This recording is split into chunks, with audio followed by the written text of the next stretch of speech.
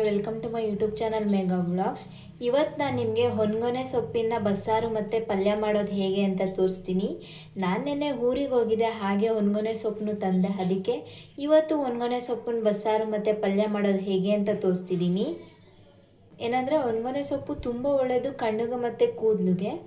ಅದಕ್ಕೆ ನಾನು ಇವತ್ತು ಮಾಡ್ತಿದ್ದೀನಿ. ಬನ್ನಿ ಹೇಗೆ ಮಾಡೋದು ಅಂತ ನೋಡೋಣ. ಇವಾಗ ಸೊಪ್ಪನ್ನ ನೀರು ಹಾಕಿ ಚೆನ್ನಾಗಿ ತೊಳ್ಕೊಂಡಿದ್ದೀನಿ. ಇದನ್ನು ಸೈಡಿಗೆ ಇಟ್ಕೊಳ್ಳೋಣ. ಇವಾಗ ನಾನು ಒಂದು ಕುಕ್ಕರಿಗೆ ಒಂದು ಲೋಟ ಹುಳ್ಳಿಕಾಳು ಹಾಕೋತಿದ್ದೀನಿ. ಒಂದು ಸಣ್ಣ ಲೋಟದಲ್ಲಿ ಹಾಕೋತಿದ್ದೀನಿ, ಸಾಕು. ನಾನು ಇಬ್ಬರಿಗೆ ಮಾಡ್ತಿದ್ದೀನಿ, ಅದಕ್ಕೆ ಒಂದು ಸಣ್ಣ ಲೋಟದಲ್ಲಿ ಹುಳ್ಳಿಕಾಳು ಹಾಕೋತಿದ್ದೀನಿ. ನೀವು ಬೇಕಿದ್ರೆ ಜಾಸ್ತಿ ಜನ ಏನಾದ್ರು ಇದ್ದರೆ ಸ್ವಲ್ಪ ಜಾಸ್ತಿ ಹಾಕ್ಕೊಳ್ಳಿ ಕಾಳನ್ನ. ನಾನೊಂದು ಚಿಕ್ಕ ಲೋಟದಲ್ಲಿ ಹಾಕ್ಕೊಂಡಿದ್ದೀನಿ. ಏನು ಗೊತ್ತಾ, ಹುಳ್ಳಿಕಾಳನ್ನ ನೀವು ಹುರಿದ್ಬಿಟ್ಟು ಹಾಗೆ ಸೊಪ್ಪು ಬೇಯಿ ಹಾಕ್ತೀವಲ್ಲ, ಹಾಗೇ ಬೇಯಿಸ್ಕೊಂಡು ಸೊಪ್ಪನ್ನ ಬೇಯಿ ಹಾಕ್ಬೋದು ನೀವು. ನಾನಿಲ್ಲಿ ಕುಕ್ಕರಿಗೆ ಹಾಕ್ಬಿಟ್ಟು ಒಂದು ವಿಜಿಲ್ನ ಹೊಡ್ಸ್ಕೊಬಿಡ್ತೀನಿ, ಒಂದೆರಡು ವಿಜಿಲ್ ಹೊಡ್ಸ್ಕೊತೀನಿ. ಏನು ಗೊತ್ತಾ, ಈ ಥರನೂ ಮಾಡ್ಕೊಳ್ಬೋದು, ಹಾಗೆ ಹುರಿದ್ಬಿಟ್ಟು ಮಾಡ್ಕೊತೀವಲ್ಲ ಆ ಥರನೂ ಕೂಡ ಮಾಡ್ಕೊಳ್ಬೋದು.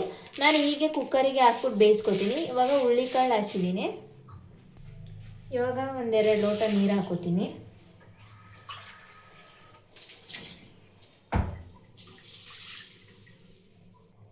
ಸ್ವಲ್ಪ ಉಪ್ಪನ್ನು ಕೂಡ ಸೇರಿಸ್ಕೊತಿದ್ದೀನಿ. ಬೇಯೋದಕ್ಕೆ ಉಪ್ಪು ಹಾಕ್ಬಿಟ್ರೆ ತುಂಬ ರುಚಿಯಾಗಿರುತ್ತೆ, ಕಾಳು ರುಚಿಯಾಗಿರುತ್ತೆ. ಇವಾಗ ಒಂದು ಸ್ಪೂನಷ್ಟು ಎಣ್ಣೆನ ಹಾಕೋತೀನಿ. ಒಂದೇ ಸ್ಪೂನ್ ಸಾಕು, ಸ್ವಲ್ಪ ಸಾಕು. ಇವಾಗ ಇಷ್ಟನ್ನ ಹಾಕಿ ಎರಡು ಕೂಗು ಬೇಯಲ್ಲ, ಒಂದು 3 ವಿಷಲ್ ಹೊಡ್ಸ್ಕೊತೀನಿ ನಾನು. ಏನು ಗೊತ್ತಾ, ಸಿಮ್ನಲ್ಲಿ ಇಟ್ಟು ಕೂಗಿಸಿದ್ರೆ ಒಂದು 2 ವಿಷಲ್ ಸಾಕು. ಹೈ ಫ್ಲೇಮ್ನಲ್ಲಿ ಇಟ್ಟು ಕೂಗಿಸಿದ್ರೆ ಒಂದು 5 ವಿಷಿಲಾದರೂ ಹೊಡ್ಸ್ಕೋಬೇಕು. ಅದಕ್ಕೆ ಏನು ಗೊತ್ತಾ, ಮೀಡಿಯಮ್ ಫ್ಲೇಮ್ನಲ್ಲಿ ಇಟ್ಟು ಬೇಯಿಸ್ಕೊಳ್ಳಿ ಹುಳ್ಳಿಕಾಳನ್ನ.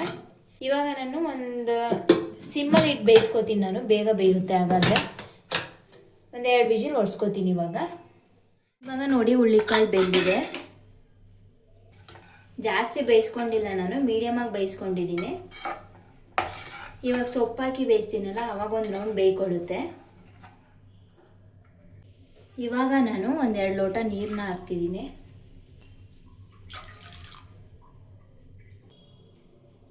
ಇವಾಗ ಹೊನ್ಗೊನೆ ಸೊಪ್ಪಿತ್ತಲ್ಲ, ಅದನ್ನ ತುಂಬ್ತಿದ್ದೀನಿ.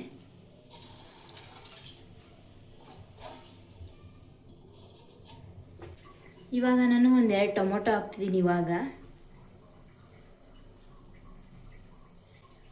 ಇವಾಗ ಇಷ್ಟೂ ಚೆನ್ನಾಗಿ ಬೇಯಿಸ್ಕೋಬೇಕು. ಇವಾಗ ಇದು ನೆಕ್ಸ್ಟ್ ನಾವು ಇವಾಗ ಒಂದು ಪ್ಯಾನ್ನ ಇಟ್ಬಿಟ್ಟು 1 ಸ್ಪೂನಷ್ಟು ಎಣ್ಣೆನ ಹಾಕ್ಕೊಳ್ಳಿ. ಇವಾಗ ಎಣ್ಣೆ ಕಾದಿದ ಮೇಲೆ ಒಂದು ದಪ್ಪದ ಈರುಳ್ಳಿ ಕಟ್ ಮಾಡಿ ಇಟ್ಕೊಂಡಿದ್ದೀನಿ. ಸಣ್ಣದಾಗೇನು ಕಟ್ ಮಾಡ್ಕೊಬೇಡಿ, ಗ್ರೈಂಡ್ ಮಾಡ್ಕೋತೀವಲ್ಲ ಅದಕ್ಕೆ ಸ್ವಲ್ಪ ಉದ್ದುದ್ದಾಗೇ ಕಟ್ ಮಾಡ್ಕೊಳ್ಳಿ. ಇವಾಗ ಈರುಳ್ಳಿನ ಹಾಕ್ತಿದ್ದೀನಿ. ಈರುಳ್ಳಿ ಹಾಕಾದ್ಮೇಲೆ ಒಂದು 5 ಮೆಣಸಿನ್ಕಾಯಿನ ಹಾಕ್ತಿದ್ದೀನಿ. ಒಂದು ಗೆಡ್ಡೆ ಬೆಳ್ಳುಳ್ಳಿನ ಬಿಡಿಸ್ಕೂಡ ಹಾಕ್ತಿದ್ದೀನಿ. ಇವಾಗ ನಾನು 1 ಸ್ಪೂನಷ್ಟು ಜೀರಿಗೆನ ಹಾಕ್ತಿದ್ದೀನಿ.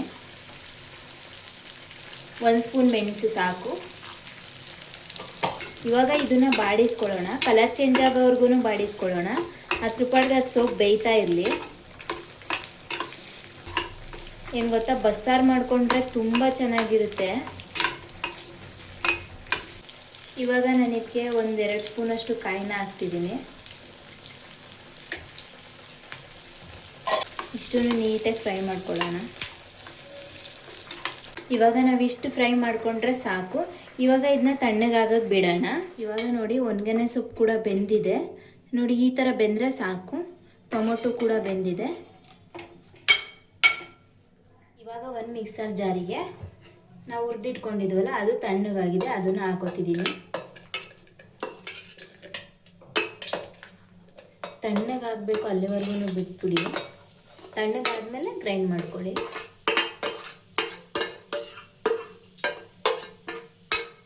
ಇವಾಗ ಟೊಮೊಟೊ ಬೇಯಿ ಹಾಕಿದ್ನಲ್ಲ, ಅದೇ ಟೊಮೊಟೊ ಕೂಡ ಹಾಕೋತಿದ್ದೀನಿ.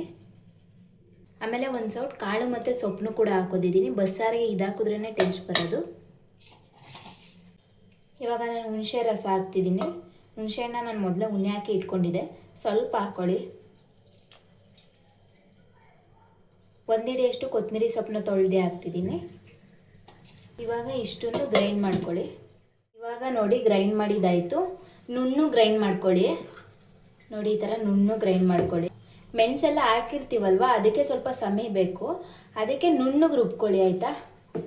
ಇವಾಗ ಇದು ರುಬ್ಬಿದಾಯಿತು, ಇದನ್ನು ಸೈಡಿಗೆ ಮಾಡ್ಗಣವ. ಇವಾಗ ಸೊಪ್ಪು ಮತ್ತು ಕಾಳು ಬೆಂದಿತ್ತಲ್ಲ ಅದನ್ನು ಸೋರಾಕೋಣ.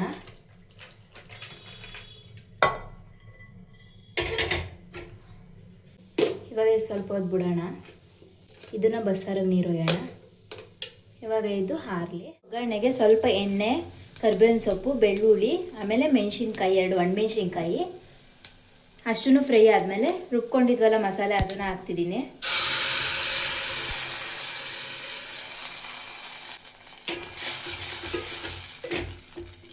ಮಸಾಲೆ ಏನು ಫ್ರೈ ಆಗಬೇಕಾಗಿಲ್ಲ, ಫ್ರೈ ಮಾಡೇ ಗ್ರೈಂಡ್ ಮಾಡ್ಕೊಂಡಿದ್ದೀವಿ ಅಲ್ವಾ. ಇವಾಗ ಜಾರನ್ನ ತೊಳೆದು ಅದೇ ನೀರು ಹಾಕ್ತಿದ್ದೀನಿ. ಅದೇ ಕಾಳು ಮತ್ತು ಸೊಪ್ಪು ಸೋರು ಹಾಕಿದ್ವಲ್ಲ ಅದ್ರ ನೀರು ಹಾಕ್ತಿದ್ದೀನಿ. ಬೇಯಿಸಿದ ನೀರು ಹಾಕ್ತಿದ್ದೀನಿ, ಕಾಳು ಮತ್ತು ಸೊಪ್ಪು. ನೋಡಿ ನೀವು ಯಾವ ಕನ್ಸಿಸ್ಟೆನ್ಸಿ ಬೇಕು ಅಷ್ಟನ್ನ ನೋಡ್ಕೊಂಡು ನೀರು ಹಾಕೊಳ್ಳಿ. ಉಪ್ಪನ್ನ ನೋಡ್ಕೊಂಡು ಹಾಕೊಳ್ಳಿ. ನಾವು ಕಾಳನ್ನ ಬೇಯಿ ಹಾಕಿದ್ವಲ್ಲ ನೀರು, ಅದಕ್ಕೆ ನಾವು ಉಪ್ಪು ಹಾಕಿದ್ವಿ ಅಲ್ವಾ, ಅದ್ರ ನೀರನ್ನ ಉಯ್ದಿದ್ದೀವಲ್ವ ಇವಾಗ, ಅದಕ್ಕೆ ಸ್ವಲ್ಪ ಉಪ್ಪಿರ್ಬೋದೇನೋ ನೋಡ್ಕೊಂಡು ಹಾಕೊಳ್ಳಿ. ಸ್ವಲ್ಪ ಸಪ್ಪೆ ಇದ್ದರೆ ನೋಡ್ಕೊಂಡು ಹಾಕೊಳ್ಳಿ.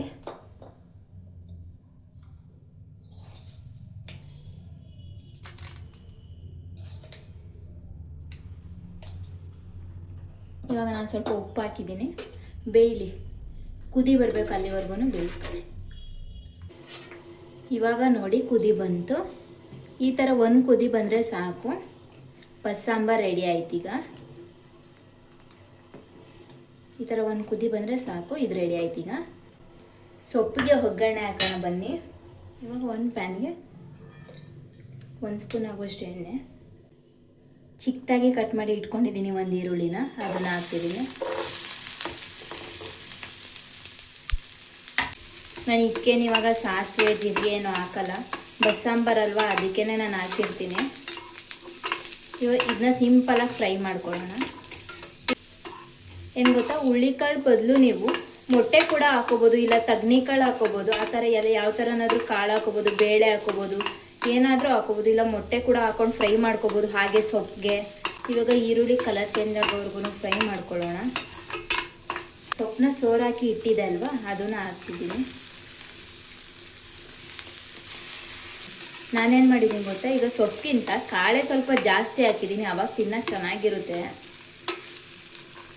ಇವಾಗ ಮಿಕ್ಸ್ ಮಾಡಿದಾದಮೇಲೆ 1 ಸ್ಪೂನಷ್ಟು ಕಾಯಿನ ಹಾಕ್ತಿದ್ದೀನಿ.